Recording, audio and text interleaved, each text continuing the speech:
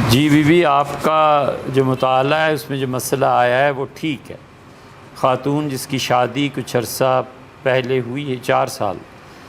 بچے ہیں 2، اور شروع کے 6 ماہ ایسے گزرے تھے جب شوہر خرچہ دیتا تھا، اور اب کوئی شوہر خرچہ بھی نہیں دیتا، نہ الگ کمرہ ہے گھر میں، اور جوائنٹ فیملی سسٹم ہے، لڑائیاں ہوتی ہیں، شوہر کو کوئی بات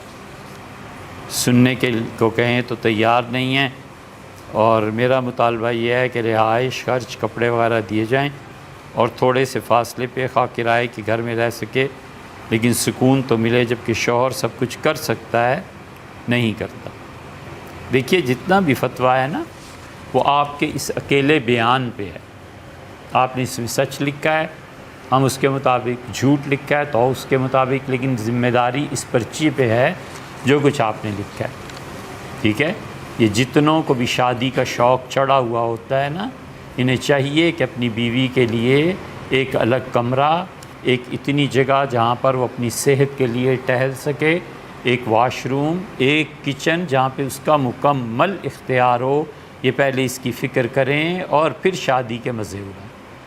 یہ شرعاً فرض ہے، شوہر کے ذمے نہیں کر سکتا تو پھر کیوں اس مشکل میں پڑتا ہے؟ اللہ نے فرمایا ہے کہ فواحدہ، اور ایک کر لو، 4 نہیں کر سکتے، 1 کر لو، اور پھر اللہ نے فرمایا ہے کہ صبر کرو، اگر 1 کا بھی اہل نہیں ہے نا تو صبر کرے۔ یہ ہر عورت کا حق بنتا ہے کہ وہ اپنے لیے الگ کمرے کا شوہر سے مطالبہ کرے، اتنی جگہ کا جہاں پر وہ ٹہل سکے، تیسری چیز جہاں اس کا کھانا پکتا ہے وہ آزادی سے اپنا کھانا پکا سکے، اور چوتھی چیز جہاں آج کل کپڑے کی دھلائی وہ یہ سب چیزیں کر سکے۔ عورت آزاد ہے، عورت کسی کی باندی اور غلام یا اس قسم کے سسٹم اب نہیں رہے۔ جوائنٹ فیملی سسٹم میں خاتون کو چاہیے کہ وہ تعاون کریں، اپنے ساس سسر کی خدمت کریں،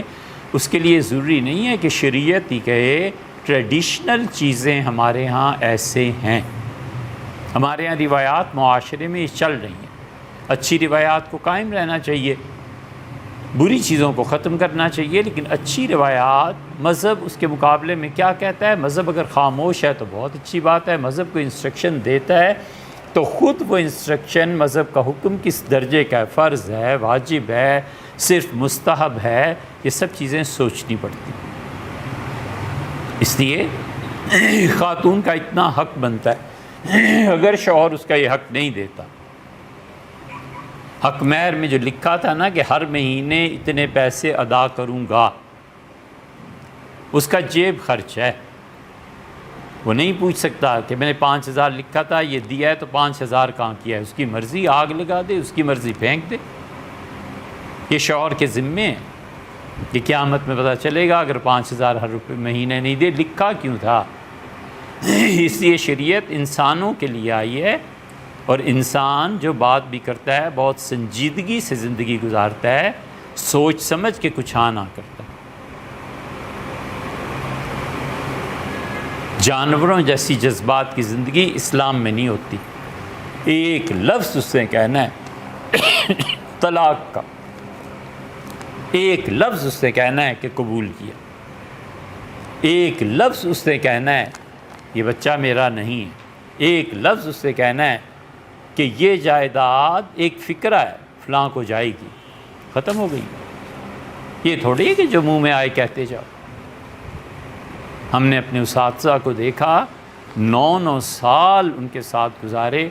اور خیال رہتا تھا کہ کبھی تو کوئی لفظ ضرورت سے زیادہ بولیں، ہنسی مزاح ایک الگ چیز ہے، لیکن مجال ہے کبھی ایک لفظ ضرورت سے زیادہ انہوں نے شریعت بالکل ٹھیک پیمانے پہ اترتے تھے۔ یہ انسان تھے، انہیں پتہ تھا کہ میرے کہنے کا اثر کیا ہوتا ہے، تو اس لیے بیوی آپ کا حق بنتا ہے، شوہر کر سکتا ہے، یہ ہے اصل بات، کر سکتا ہے تو اسے کرنا چاہیے، نہیں کرتا تو گناہ گار ہوگا۔ یہ سارے جھگڑے اور لڑائیاں اس کے ذمے پڑیں گی، اللہ کے یہاں جواب دینا پڑے گا، اور نہیں کر سکتا